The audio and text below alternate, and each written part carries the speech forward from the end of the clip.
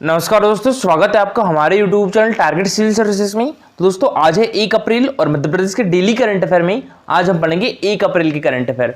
तो लेक्चर ध्यान से देखिएगा। और दोस्तों जिसको भी मध्य प्रदेश करंट अफेयर में जनवरी 2021 से लेकर दिसंबर 2021 तक की मध्य प्रदेश करंट अफेयर की पीडीएफ चाहिए तो वो हमारे व्हाट्सएप नंबर 9111920612 पर मैसेज कर इसको मात्र 99 रुपीज़ में परचेज कर सकता है। दोस्तों इसमें आपको लगभग 3500 क्वेश्चन देखने के लिए मिलेंगे और सारे क्वेश्चन एमसीक्यू फॉर्म में रहेंगे और सारे क्वेश्चन का डिस्क्रिप्टिव रहेगा। दोस्तों जैसा यहाँ पर पढ़ाया जा रहा है सेम वैसा ही मिलेगा। देखिए दोस्तों, अगर आपको जनवरी 2022 की और फरवरी 2022 की पीडीएफ परचेज करना है तो वो भी अवेलेबल है। और देखिए दोस्तों, आज है 1 अप्रैल और 1 अप्रैल को मनाया जाता है ओडिशा दिवस। तो एक स्वतंत्र राज्य के रूप में पहचान के लिए संघर्ष के बाद ओडिशा राज्य के गठन को याद करने के लिए हर साल 1 अप्रैल को उत्कल दिवस या उत्कल दिबासा मनाया जाता है। ठीक है दोस्तों, तो ओडिशा दिवस को ही उत्कल दिवस या उत्कल दिबासा दिवस कहा जाता है। दोस्तों ब्रिटिश शासन के तहत ओडिशा बंगाल प्रेसिडेंसी का हिस्सा था, जिसमें वर्तमान के बिहार,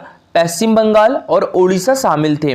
राज्य को मूल रूप से ओडिशा कहा जाता था, लेकिन लोकसभा ने इसका नाम बदलकर ओडिशा करने के लिए मार्च 2011 में ओडिशा विधेयक और संविधान विधेयक 113वां संशोधन पारित किया और इसका नाम 2011 से क्या कर दिया गया दोस्तों, ओडिशा कर दिया गया। तो यहाँ बात करें हम ओडिशा की लोकेशन की तो ये है ओडिशा राज्य। इसका गठन कब किया गया था? 26 जनवरी 1950 को किया गया था। इसकी कैपिटल भुवनेश्वर है और अभी ओडिशा के मुख्यमंत्री कौन है दोस्तों? नवीन पट्टनायक है। और ये किस पार्टी से है? बीजेडी से है। यहाँ के राज्यपाल गणेशी लाल है और यहाँ पर विधानसभा सीट की संख्या 147 है, राज्यसभा सीट की संख्या 10 है और लोकसभा सीट की संख्या कितनी है? 20 है। चलिए दोस्तों, सबसे पहले हमने जो कल करंट अफेयर पढ़ा था उसका रिवीजन कर लेते हैं, उसके बाद स्टार्ट करेंगे हम आज के करंट अफेयर। तो कल के करंट अफेयर में पहला क्वेश्चन था हमारा, मुख्यमंत्री शिवराज सिंह चौहान ने हमारे मध्य प्रदेश में हर साल लाडली लक्ष्मी दिवस मनाने की घोषणा कब की है दोस्तों? तो ये 2 मई को की है। तो इसका आंसर क्या जाएगा? Option number B. ठीक है दोस्तों, हमारे मध्य प्रदेश में अब हर साल 2 मई को लाडली लक्ष्मी दिवस मनाया जाएगा। और दोस्तों बात करें हम यहाँ पर लाडली लक्ष्मी योजना की तो इसकी स्थापना कब की गई थी दोस्तों? 7 अप्रैल 2007 को की गई थी। दोस्तों हमारा थाईलैंड में खेली जा रही Asian canoe sprint and under 18 championship में प्राची यादव ने कौन सा पदक जीता है दोस्तों? तो इनके द्वारा जीता गया है स्वर्ण पदक। तो इसका आंसर क्या जाएगा? Option number A. ठीक है दोस्तों, प्राची यादव ने स्वर्ण पदक जीता है जो थाईलैंड में खेली जा रही है अभी Asian canoe sprint and under 18 championship. और दोस्तों बात करें हम यहाँ पर प्राची यादव की तो इनका संबंध किस डिस्ट्रिक्ट से दोस्तों? ग्वालियर डिस्ट्रिक्ट से है और इनको 2021 का दोस्तों विक्रम पुरस्कार भी मिल चुका है। ठीक है, 2021 का विक्रम पुरस्कार से भी नवाजी गई है दोस्तों प्राची यादव और ये एक पैरा कैनोअर खिलाड़ी दोस्तों। और दोस्तों Prachi Yadav Tokyo para Olympic में भी भाग लेने गई थी और इनके कोच जो है दोस्तों कौन है? वीके डबास। उनको दोस्तों 2021 का विश्वामित्र पुरस्कार भी दिया गया है। ठीक है, तो वीके डबास इन्हीं के कोच है दोस्तों, उनको विश्वामित्र पुरस्कार 2021 से सम्मानित किया गया था। बात करें दोस्तों यहाँ पर हम विक्रम पुरस्कार की तो विक्रम पुरस्कार हमारे मध्य प्रदेश सरकार के द्वारा दिया जाने वाला सर्वोच्च पुरस्कार है। इसकी स्थापना कब की गई थी? 1990 में की गई थी और इसमें पुरस्कार राशि कितनी दी जाती है? तो ये 2 लाख रुपए दी जाती है। नेक्स्ट क्वेश्चन दोस्तों हमारा, जल जीवन मिशन के तहत 100% नल जल युक्त प्रदेश का पहला जिला कौन सा बन गया दोस्तों? तो ये बुरहानपुर बन गया है। तो इसका आंसर क्या जाएगा दोस्तों? Option number A Burhanpur. दोस्तों इसके पहले भी हमने एक क्वेश्चन किया था कि जो जल जीवन मिशन चल रहा है तो इसमें हमारे मध्य प्रदेश में पहले स्थान पर कौन सा संभाग चल रहा है दोस्तों? तो ये इंदौर संभाग चल रहा है। ठीक है, इंदौर संभाग में ही आता है बुरहानपुर डिस्ट्रिक्ट। नेक्स्ट क्वेश्चन दोस्तों हमारा, मध्य प्रदेश के किस शहर को साउथ एशिया का पहला यूनेस्को क्रिएटिव सिटी के रूप में चुना गया है दोस्तों? तो ये ग्वालियर डिस्ट्रिक्ट को। तो इसका आंसर क्या हो जाएगा? ऑप्शन नंबर सी, ग्वालियर को साउथ एशिया का पहला यूनेस्को क्रिएटिव सिटी के रूप में चुना गया है। और देखिए दोस्तों साउथ एशिया में कितनी कंट्री आती है?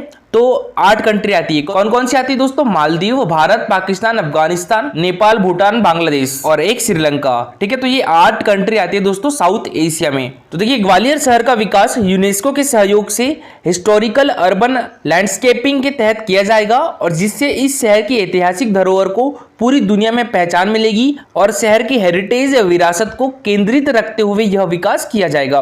देखिए दोस्तों हमारे मध्य प्रदेश में यूनेस्को द्वारा विश्व धरोहर स्थल की सूची में कितने प्लेस को शामिल किया गया है? 3 प्लेस को। ठीक है, वो कौन कौन से हैं? एक तो खजुराहो के मंदिर है। खजुराहो के मंदिर किस डिस्ट्रिक्ट में है दोस्तों? छतरपुर डिस्ट्रिक्ट में है। इनको यूनेस्को द्वारा विश्व धरोहर स्थल की सूची में कब शामिल किया गया था? 1986 में शामिल किया गया था। ठीक है, उसके बाद सांची स्तूप है दोस्तों। सांची स्तूप को यूनेस्को द्वारा विश्व धरोहर स्थल की सूची में कब शामिल किया गया था? 1989 में शामिल किया गया था। ठीक है, और सांची किस डिस्ट्रिक्ट में आता है दोस्तों, रायसेन डिस्ट्रिक्ट में आता है। उसके बाद भीमबेटका की गुफाओं दोस्तों, इनको यूनेस्को द्वारा विश्व धरोहर स्थल की सूची में कब शामिल किया गया था, 2003 में शामिल किया गया था। और भीमबेटका की गुफाएं भी किस डिस्ट्रिक्ट में आती है दोस्तों, तो ये रायसेन डिस्ट्रिक्ट में आती है। और देखिए 2021 में यूनेस्को द्वारा विश्व धरोहर स्थल की परीक्षण सूची में हमारे मध्य प्रदेश के 2 प्लेस को शामिल किया गया था। वो कौन कौन से थे दोस्तों, एक तो सतपुड़ा राष्ट्रीय उद्यान था और एक बेड़ाघाट था। ठीक है, बेड़ाघाट किस डिस्ट्रिक्ट में दोस्तों, तो जबलपुर डिस्ट्रिक्ट में है, और जो सतपुड़ा राष्ट्रीय उद्यान है ये होशंगाबाद डिस्ट्रिक्ट में है। दोस्तों हमारे मध्य प्रदेश में यूनेस्को द्वारा वर्ल्ड हेरिटेज सिटी कौन कौन सी है, तो एक तो ओरछा है और एक ग्वालियर है, तो इनका नाम भी याद रखिएगा। चलिए दोस्तों अब स्टार्ट करते हैं आज की करंट अफेयर। तो आज की करंट अफेयर में पहला क्वेश्चन है हमारा, केंद्रीय कृषि अभियांत्रिकी संस्थान यानी central institute of agriculture engineering CIAE Madhya Pradesh के किस जिले में स्थित है दोस्तों, तो यह है हमारे मध्य प्रदेश की राजधानी भोपाल में। तो इसका आंसर क्या जाएगा, ऑप्शन नंबर बी। ठीक है, भोपाल सौर ऊर्जा चलित ई प्राइम मूवर यंत्र विकसित किया है। ठीक है, बात करें दोस्तों केंद्रीय कृषि अभियांत्रिकी संस्थान की, तो इसकी स्थापना कब हुई थी, 1976 में हुई थी। और इसके भी डायरेक्टर कौन है दोस्तों, CR मेहता है। देखिए दोस्तों अभी हाल ही में केंद्रीय कृषि अभियांत्रिकी संस्थान भोपाल के वैज्ञानिकों ने सौर ऊर्जा चालित ई प्राइम मूवर यंत्र विकसित किया है। और यह सौर ऊर्जा से चलित यंत्र है जिससे किसान सिर्फ 1 घंटे में 1.25 एकड़ जमीन में दवा का छिड़काव कर सकेंगे, और इतनी ही जमीन की जुताई, निराई, गुड़ाई 5 घंटे से कम समय में इस यंत्र की सहायता से की जा सकेगी। यह यंत्र की बैटरी एक बार चार्ज होने के बाद 3 घंटे तक चलेगी, और सौर ऊर्जा से चार्ज हुई बैटरी से किसान घर की बिजली भी जला सकेंगे। इस यंत्र का उपयोग अनाज को लाने ले जाने में होगा। और इसके अतिरिक्त संस्थान के वैज्ञानिकों ने CNG इंजन भी बनाया है, जिसे ट्रैक्टर में लगवाने के बाद खेती की लागत कम की जा सकती है। नेक्स्ट क्वेश्चन दोस्तों हमारा, अभी हाल ही में मुख्यमंत्री शिवराज सिंह चौहान ने मल्टी स्पेशलिटी अस्पताल वात्सल्य का शुभारंभ कहां पर किया दोस्तों, तो ये रीवा डिस्ट्रिक्ट में किया है। तो इसका आंसर क्या जाएगा, ऑप्शन नंबर ए। ठीक है, और कब किया दोस्तों, तो ये 30 मार्च को किया था। और 30 मार्च को दोस्तों हमारे मध्य प्रदेश में रोजगार दिवस के रूप में भी मनाया गया। देखिए हमारे मध्य प्रदेश में हर माह रोजगार दिवस के रूप में मनाया जा रहा है। जनवरी में 12 जनवरी को मनाया गया था, फरवरी में 25 फरवरी को मनाया गया था, और मार्च में 30 मार्च को मनाया गया है। ठीक है, तो देखिए मुख्यमंत्री श्री शिवराज सिंह चौहान ने रीवा प्रवास के दौरान मल्टी स्पेशलिटी अस्पताल वात्सल्य का शुभारंभ किया। और उन्होंने कहा है कि अस्पताल में सेवा एवं समर्पण भाव से मरीजों का इलाज होगा, और अस्पताल से रीवा एवं विंध्यवासियों को सुविधा का लाभ मिलेगा। मुख्यमंत्री श्री शिवराज सिंह चौहान ने 580 करोड़ रुपए के निर्माण कार्यों का लोकार्पण एवं भूमि पूजन भी किया। और मुख्यमंत्री शिवराज सिंह चौहान ने कहा कि संबल योजना को पुनः शुरू कर दिया गया है, और मुख्यमंत्री तीर्थ दर्शन योजना अप्रैल माह में शुरू की जा रही है। तो दोस्तों हमारा Madhya Pradesh power generating company limited ने किस इंस्टीट्यूट के साथ कंपनी के कार्मिकों के प्रशिक्षण के लिए एक दीर्घकालीन प्रशिक्षण अनुबंध यानी एक MOU साइन किया है दोस्तों, तो ये NTPI के साथ। तो इसका आंसर हो जाएगा ऑप्शन नंबर ए। ठीक है, NTPI, और NTPI की फुल फॉर्म क्या होती है दोस्तों, नेशनल पावर ट्रेनिंग इंस्टीट्यूट। दोस्तों बात करें यहाँ पर Madhya Pradesh power generating company limited की, तो देखिए इसका संचालन कब से स्टार्ट हुआ था, 2005 से हुआ था। मुख्यालय कहाँ पर है दोस्तों, तो ये जबलपुर डिस्ट्रिक्ट में है। और दोस्तों बात करें यहाँ पर हम विद्युत की, तो हमारे मध्य प्रदेश में सर्वप्रथम विद्युत उत्पादन कब स्टार्ट हुआ दोस्तों, 1905 से स्टार्ट हुआ था। 1 दिसंबर 1905 को हमारे मध्य प्रदेश में विद्युत मंडल का गठन किया गया था। और विद्युत मंडल का मुख्यालय कहाँ पर है मध्य प्रदेश में, तो ये जबलपुर डिस्ट्रिक्ट में है। मध्य प्रदेश का पहला तापीय विद्युत केंद्र कहाँ पर है दोस्तों, नेपानगर। नेपानगर किस डिस्ट्रिक्ट में आता है, बुरहानपुर में स्थित है। इसको दोस्तों चांदनी ताप विद्युत केंद्र भी कहा जाता है। और चांदनी ताप विद्युत केंद्र की स्थापना कब की गई थी, तो ये 1953 में की गई थी। और दोस्तों मध्य प्रदेश का पहला जल विद्युत केंद्र किस नदी पर स्थित है, तो ये चंबल नदी पर स्थित है। इसका नाम क्या है दोस्तों, गांधी सागर विद्युत केंद्र। और गांधी सागर विद्युत केंद्र की स्थापना कब की गई थी दोस्तों, 1960-61 में की गई थी। और ये किस डिस्ट्रिक्ट में है दोस्तों, तो ये मंदसौर डिस्ट्रिक्ट में है। अगर हम यहाँ पर NPTI यानी नेशनल पावर ट्रेनिंग इंस्टीट्यूट की, तो इसकी स्थापना 1965 में की गई थी। और इसका मुख्यालय कहां पर है दोस्तों, फरीदाबाद हरियाणा में स्थित है। और इसके अभी डायरेक्टर जनरल कौन है, डॉक्टर तृप्ता ठाकुर। तो देखिए दोस्तों Madhya Pradesh power generating company limited एवं राष्ट्रीय विद्युत प्रशिक्षण प्रतिष्ठान यानी NTPI के मध्य पावर जनरेटिंग कंपनी के कार्मिकों के प्रशिक्षण के लिए एक MOU साइन किया गया है दोस्तों। अनुबंध के तहत नेशनल पावर ट्रेनिंग इंस्टीट्यूट द्वारा Madhya Pradesh power generating company के कार्मिकों को विभिन्न तकनीक एवं प्रबंधकीय विषयों पर प्रशिक्षण दिया जाएगा। और पावर जनरेटिंग कंपनी के प्रबंध संचालक श्री मंजीत सिंह ने कहा है कि कंपनी के इस प्रयास से कार्मिक कम व्यय पर अधिक गुणवत्तापूर्ण प्रशिक्षण प्राप्त कर सकेंगे। और अनुबंध के अनुसार ट्रेनिंग इंस्टीट्यूट के देश में स्थित 10 संस्थानों द्वारा ऑफलाइन एवं ऑनलाइन प्रशिक्षण दिया जाएगा। अनुबंध हस्ताक्षर के समय Madhya Pradesh power generating company के प्रबंध संचालक श्री मंजीत सिंह, डायरेक्टर कमर्शियल श्री प्रतीश कुमार दुबे, मुख्य अभियंता मानव संसाधन व प्रशासन Shri SP Tiwari, national power training institute के निदेशक श्री संजय डी पाटिल उपस्थित थे। नेक्स्ट क्वेश्चन दोस्तों हमारा, सतपुड़ा ताप विद्युत ग्रह सारणी की स्थापना कब हुई थी दोस्तों? तो ये हुई थी 1967 में। तो इसका आंसर क्या हो जाएगा? Option number B. ठीक है, 1967। दोस्तों ये अभी क्यों न्यूज में है? तो देखिए, सतपुड़ा ताप विद्युत ग्रह सारणी की 250 मेगावाट क्षमता की यूनिट क्रमांक 11 ने सतत विद्युत उत्पादन करते हुए 150 दिन का विशिष्ट कीर्तिमान स्थापित किया है। ठीक है, तो देखिए दोस्तों, बात करें यहाँ पर सतपुड़ा ताप विद्युत ग्रह सारणी की, तो इसकी स्थापना 1967 में हुई थी। और ये कहाँ पर है दोस्तों? तो ये मध्य प्रदेश के बैतूल डिस्ट्रिक्ट में है। तो देखिए, Madhya Pradesh power generating company limited की सतपुड़ा ताप विद्युत ग्रह सारणी की 250 मेगावाट क्षमता की यूनिट क्रमांक 11 ने सतत विद्युत उत्पादन करते हुए 150 दिन का विशिष्ट कीर्तिमान स्थापित किया है। यह यूनिट दोस्तों 30 अक्टूबर 2021 से लेकर 30 मार्च 2022 तक लगातार विद्युत उत्पादन कर रही है। और यूनिट का प्लांट लोड फैक्टर यानी PLF 89.2% रहा है।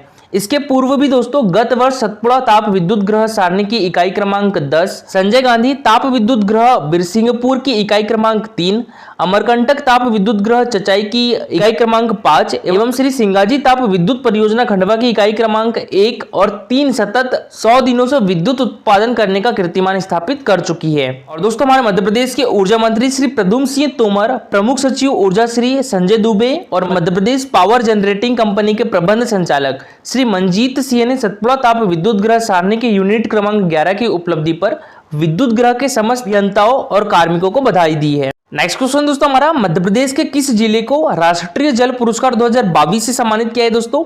तो ये देखिए हमारे मध्य प्रदेश के इंदौर डिस्ट्रिक्ट को।